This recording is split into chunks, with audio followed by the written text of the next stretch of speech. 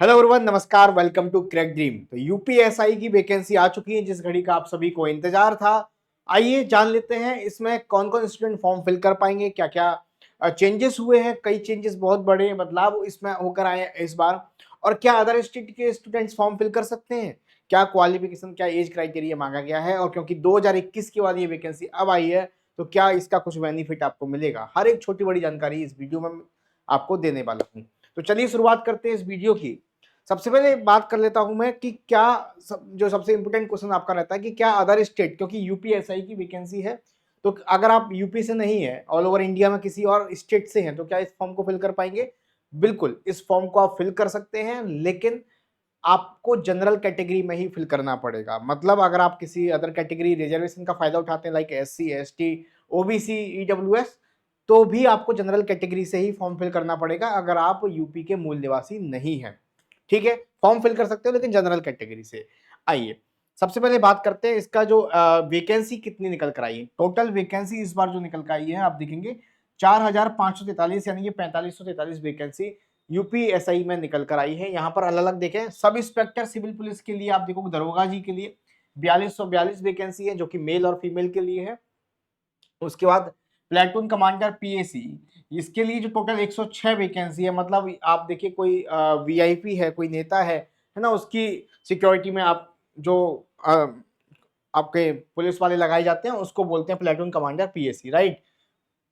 यहाँ पर टोटल ये मेल हो गया 135 vacancy, platoon commander sub inspector special security यहाँ पर मेंशन भी किया गया है, टोटल 135 वैकेंसी है।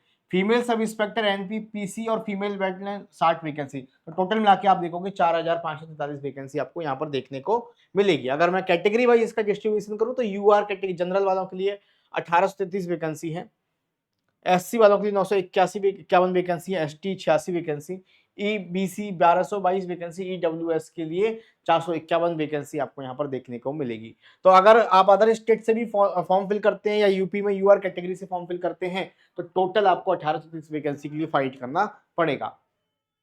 उसके बाद बात करते हैं कि डेट्स की। तो 12 अगस्त से इसका फॉर्म फिलिंग स्टार्ट हो गया है, 11 सितंबर लास्ट डेट है। तो आप फॉर्म फिल करना स्टार्ट कर दीजिए, आप फॉर्म फिल कर दीजिए। लास्ट डेट के लिए जो स्टूडेंट बैठते हैं तो साइट वगैरह बहुत रस होता है, क्रैश हो जाता है, फिर टाइम बहुत खराब होता है ना, कई प्रॉब्लम्स भी आती हैं। तो अच्छा रहेगा कि आप इस डेट का इंतजार ना करें, अभी जाएं और फॉर्म फिल कर दें। क्या क्या डॉक्यूमेंट चाहिए, कहाँ से करना है, वो सब बताऊंगा मैं। ठीक है, अभी एग्जाम का कोई डेट अनाउंस नहीं किया गया, लेकिन मेरा जो मानना है अगस्त चल रहा है तो 2026 में फरवरी मार्च में आपका एग्जाम होगा, लगभग 6 महीने का टाइम तो ये लेगा ही लेगा। ठीक है, उसके बाद करें फीस की। तो fees UR EWS EBC category के लिए 500 रुपए फीस होगा, एससी और एसटी कैटेगरी के लिए 400 रुपए फीस आपको यहाँ पर देना पड़ेगा। ठीक है, एज की बात कर लेता हूं, ये सबसे इंपॉर्टेंट पॉइंट है, यहाँ पर काफी बच्चों को डाउट हो रहा था क्योंकि 2021 के बाद वैकेंसी अब आई है। देखो बेसिकली जो मिनिमम एज है ना वो 21 साल है, कम से कम आपकी उम्र 21 साल होनी चाहिए। मैक्सिमम एज 28 साल है, लेकिन अब 28 साल नहीं, ये जो है यूआर कैटेगरी अनरिजर्व कैटेगरी की है।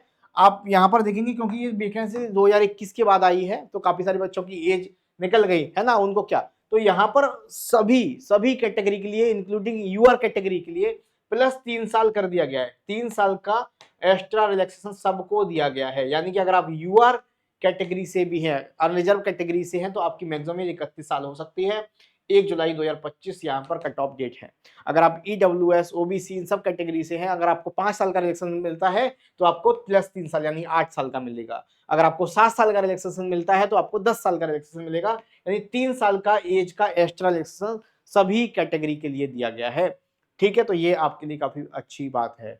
आपका ग्रेजुएशन कंप्लीट होना चाहिए, आप ग्रेजुएट कंप्लीट है तभी इस फॉर्म को फिल कर पाएंगे, इस बात का भी ध्यान रखिए। एग्जाम पैटर्न की बात करते हैं, एग्जाम पैटर्न की बात करते हैं। तो जो एग्जाम पैटर्न है, सिलेक्शन प्रोसेस है, वो किस बेस पर होगा? सबसे पहले आपका रिटर्न एग्जाम होगा। हाँ, और एक और चीज, जब 2021 में ये एग्जाम हुआ था तो ऑनलाइन हुआ था, कंप्यूटर बेस्ड टेस्ट था। लेकिन अभी जो जो एग्जाम सबसे बड़ा चेंज किया गया है, O M R based exam होगा, यानी कि ऑफलाइन होगा। Offline O M R based ये एग्जाम होने वाला है। ठीक है, रिटर्न एग्जाम होगा, एक रिटर्न एग्जाम होगा।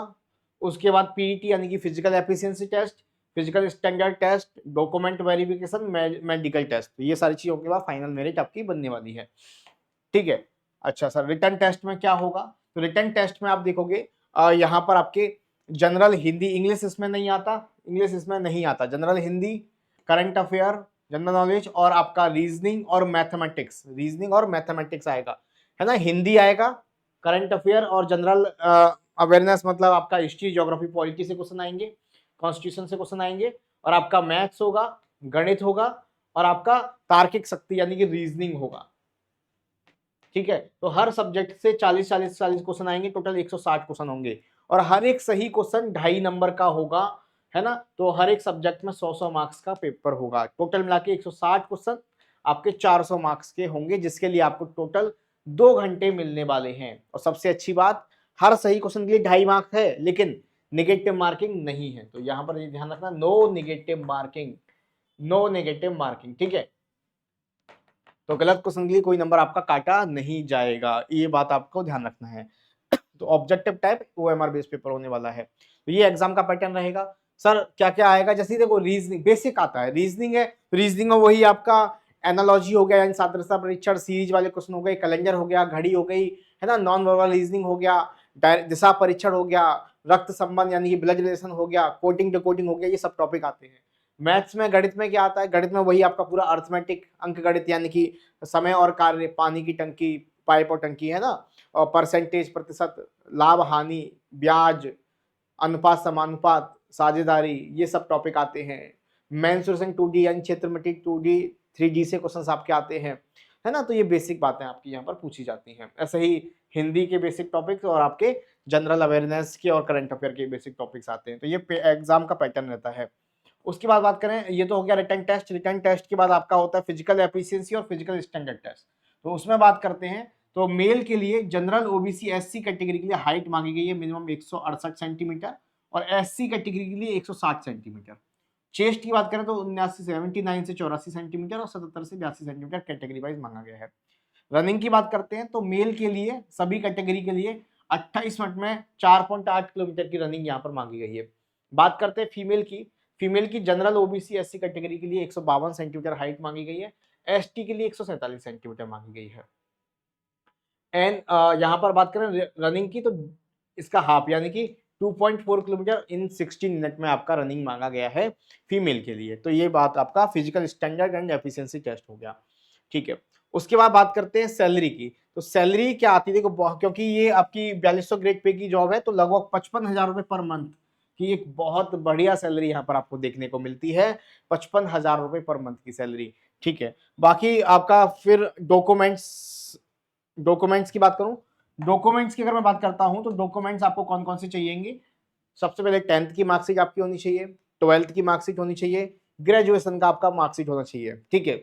ग्रेजुएशन आपकी 11 सितंबर तक कंप्लीट हो जानी चाहिए, अगर उसके बाद हो रही है, उसके बाद रिजल्ट आ रहा है, तो वो माना नहीं जाएगा। तो 10th मार्कशीट, 12th मार्कशीट और आपका ग्रेजुएशन का मार्कशीट। उसके साथ साथ अगर आप यूपी के निवासी हैं, तो यूपी का डोमाइसाइल सर्टिफिकेट यानी कि मूल निवास प्रमाण पत्र आपका होना चाहिए। अगर आप किसी अदर स्टेट से भर रहे हैं, तो उस स्टेट का आपके पास होना चाहिए, क्योंकि उस स्टेट से भर तो सकते हैं, लेकिन जनरल कैटेगरी से भरोगे। अगर आप यूपी से हैं, तो यूपी का मूल निवास प्रमाण पत्र होना चाहिए। अगर आप किसी रिजर्वेशन ले रहे हैं किसी कैटेगरी में, तो उस कैटेगरी का, जैसे कि आपका एससी कैटेगरी का लेना है, तो उस कैटेगरी का आपका जाति प्रमाण पत्र भी होना चाहिए, नया बना हुआ, ठीक है। तो ये आपके पास, उसके बाद आपके पास फोटो होने चाहिए जिसका बैकग्राउंड एकदम मतलब व्हाइट बैकग्राउंड ना हो, क्लियर फोटो हो, है ना। चश्मा लगा के या काला चश्मा लगा लिया, टोपी लगा ली, ऐसा फोटो नहीं होना चाहिए। आंखों फ्लैश पड़ रहा है, वो फोटो नहीं होना चाहिए। फोटो के साथ आपके ब्लैक पेन से सिग्नेचर का वो चाहिएगा, उसका आपका आधार कार्ड चाहिएगा, ये सारी चीजें होनी चाहिए, है ना, आप फॉर्म फिल करते हैं तो, ठीक है। बाकी कहाँ से फॉर्म फिल करेंगे, तो आपकी ऑफिशियल वेबसाइट है uppbpb.government.in, इस वेबसाइट पर जाएंगे तो आपको ऑटोमेटिकली ऑनलाइन एप्लीकेशन का दिख जाएगा, तो यहाँ पर जाके आप फॉर्म फिल कर सकते हैं।